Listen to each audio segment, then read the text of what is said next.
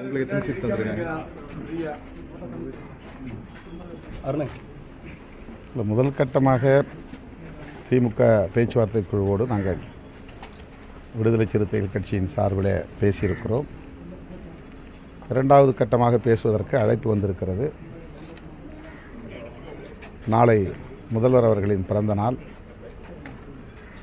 நாளுக்கு பின்னர் திமுக பேச்சுவார்த்தை குழுவினரோடு விடுதலை சிறுத்தைகள்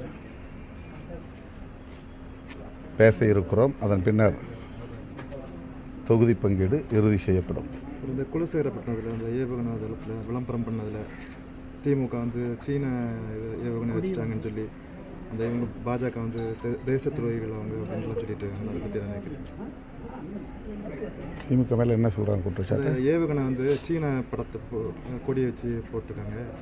அவங்களுக்கு இந்தியா மேலே இதே கிடையாது, பற்று இல்லை அப்படின்னு பிரதமரை பேசினது. இல்லை இவர் ஆமாம் அண்ணாமலை பேசியிருக்காங்க.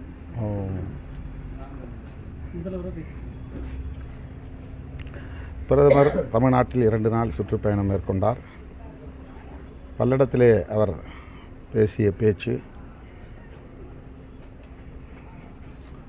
தமிழ்நாட்டில் அதிமுகவினரின் வாக்கு வங்கியை தம் பக்கம் ஈர்க்க வேண்டும் என்கிற சூது நிறைந்த பேச்சாக இருந்தது. 10 ஆண்டு காலமாக அவர்கள் என்ன சாதித்தார்கள் என்பதை சொல்லி மக்களிடத்திலே ஓட்டு கேட்க முடியவில்லை. மாறாக திமுக அரசை விமர்சிப்பதும் எம்ஜிஆர் ஜெயலலிதா ஆகியோரை புகழ்ந்து பேசுவதும் என்கிற உத்தியை பிரதமர் மோடி கையில் எடுத்திருக்கிறார். தங்களின் கொள்கைகளை சொல்லி சாதனைகளை சொல்லி தமிழ்நாட்டில் ஓட்டு கேட்க முடியவில்லை என்பது அதிலிருந்து தெரிகிறது. அதிமுகவினரின் வாக்கு வங்கியை தங்களுக்கான வாக்கு வங்கியாக மாற்ற வேண்டும் என்று முயற்சிப்பதும் தெரிகிறது. அதிமுக தொண்டர்கள் அல்லது வாக்காளர்கள் கவனமாக இருக்க வேண்டும், எச்சரிக்கையாக இருக்க வேண்டும். இது சங் பரிவார்களின் சூழ்ச்சி. அவர்களின் சூழ்ச்சிக்கு இரையாகிவிட வேண்டாம் என்று கேட்டுக்கொள்கிறேன்.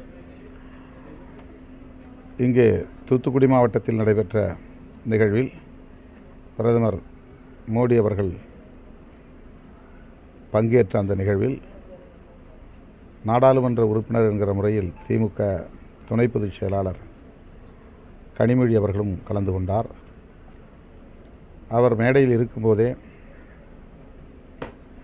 திமுகவையும் திமுக அரசையும் குறிவைத்து விமர்சித்து பிரதமர் மோடி பேசியது ஒரு அநாகரிகமான அணுகுமுறையாகும்.